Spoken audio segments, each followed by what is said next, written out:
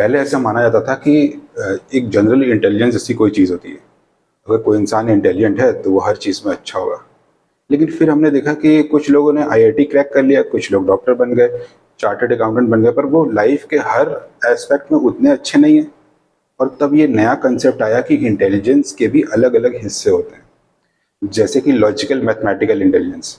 अगर किसी में ये चीज़ है तो एक बढ़िया डायग्नोसिस करने वाला अच्छा डॉक्टर हो सकता है, चार्टर्ड अकाउंटेंट हो सकता है, या फिर बढ़िया इंजीनियर हो सकता है, बढ़िया लॉयर हो सकता है। लॉजिकल मैथमेटिकल इंटेलिजेंस उसकी तेज है। दूसरी है लिंग्विस्टिक इंटेलिजेंस। कोई ज़रूरी नहीं कोई व्यक्ति पढ़ा लिखा हो, उसके पास डिग्री हो या ना हो, पर जब वो बोलता है तो लोग सुनते हैं।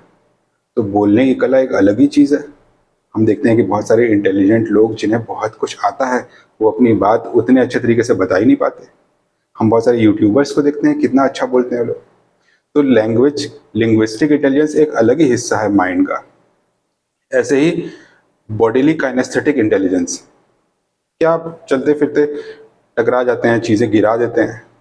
या फिर क्या आप जब ड्राइविंग करते हैं तो बहुत स्मूथ ड्राइविंग करते हैं? तो आपके शरीर का और मूवमेंट से संबंधित इंटेलिजेंस एक अलग ही हिस्सा है। हम लोग बहुत सारे वीडियोस देखते हैं जहां गर्ल्स को हम देखते हैं कि स्कूटी टकरा गई या चलाने के तरीके को लेकर लोग मीम्स बनाते हैं।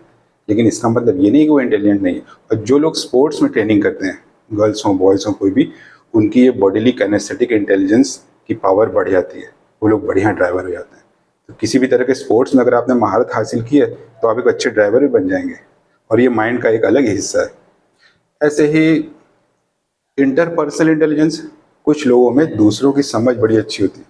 तो उनके दोस्त बहुत होते हैं, उनके कॉन्टैक्ट्स बहुत सारे रहते हैं, और हर कोई उनसे खुश रहता है। उन्हें समझ होती है दूसरों की फीलिंग की, किसे क्या चाहिए। और कुछ लोगों के रिश्ते हमेशा ही खराब रहते हैं। ऐसे ही है इंट्रापर्सनल इंटेलिजेंस। किसी किसी को तो अपनी ही फीलिंग्स की समझ नहीं होती। आप क्यों लो फील कर रहे हैं, क्या वजह है, भूख लगी है आपको, प्यास लगी है, कि थक गए हैं आप, अपनी ही समझ नहीं होती, या अपनी ही प्रायोरिटीज़ की पहचान नहीं होती। तो इंटरपर्सनल इंटेलिजेंस भी माइंड का एक अलग ही हिस्सा है। और हो सकता है कोई व्यक्ति एक चीज़ में बड़ा अच्छा हो, दूसरी चीज़ में उतना अच्छा ना हो। Musical intelligence. हो सकता है कोई इंसान को नोबेल अवार्ड मिल जाए लेकिन एक सुर ना निकलता हो उससे।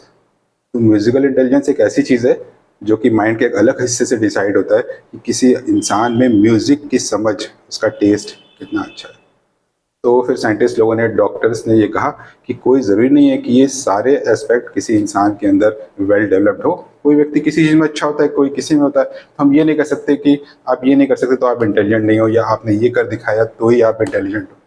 और इन सारे चीज़ों के पॉइंट्स को मिला करके एक नाम दिया गया, जनरल इंटेलिजेंस। तो जनरल इंटेलिजेंस अगर आपकी एवरेज है, तो हो सकता है किसी चीज़ में आप बहुत बेहतर हो, किसी चीज़ में आपका परफॉर्मेंस अच्छा ना हो।